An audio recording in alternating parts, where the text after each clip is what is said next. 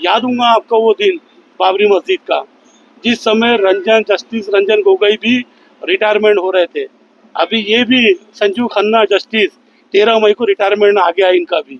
अब ये दिलचस्प देखना ये होगा कि ये पॉलिटिकल अंडर प्रेशर में आके विशेष समुदाय के खिलाफ में कहीं जजमेंट तो नहीं देते, क्योंकि मुझे ऐसा लग रहा है कि उस समय भी बाबरी मस्जिद जब हमारी शहादत हुई थी उस समय भी के भी अंदर में रंजन गोगोई ने जस्टिस के इन्होंने एक विशेष बाबरी मस्जिद के और केंद्र सरकार के फेवर में फैसला दिया था। और फिर उनके बाद में 2018-19 की बात, उसके बाद में उनको राज्यसभा का सांसद घोषित कर दिया गया था। कई संजू खन्ना जस्टिस, अब देखना ये है कि ये अगर हम तो ये समझेंगे, अगर ये कानून केंद्र सरकार के फेवर में अगर लगता है तो हम ये समझ लेंगे कि मुसलमानों के लिए न्यायपालिका खत्म हो चुकी है भारत से।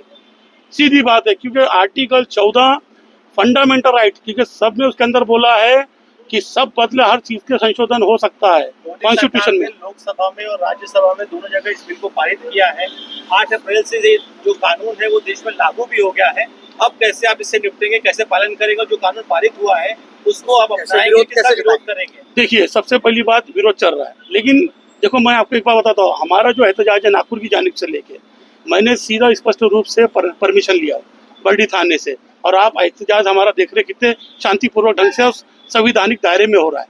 दूसरी बात यह है, विरोध करने के तरीके अलग अलग हो सकते हैं, और दंगाई का कोई विरोध नहीं है, कोई मजहब और कोई धर्म नहीं होता, दंगाई होता है, तो उसकी हम लोग पूरे तरीके से मजम्मत करते हैं।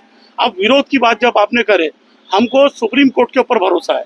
आखिरी हमारे लिए सिर्फ विशेष समुदाय के लिए, मुसलमान समाज के लिए सिर्फ आखिरी दरबार है सिर्फ सुप्रीम कोर्ट, क्योंकि मुझे मालूम है आर्टिकल 14 और आर्टिकल 26 का 26 का इसके अंदर में वायलेंस हुआ है, क्योंकि भाग 3 को सब में संशोधन हो सकता है, लेकिन भाग 3 एक ऐसा है संविधान का, एक मूलभूत ढांचा है।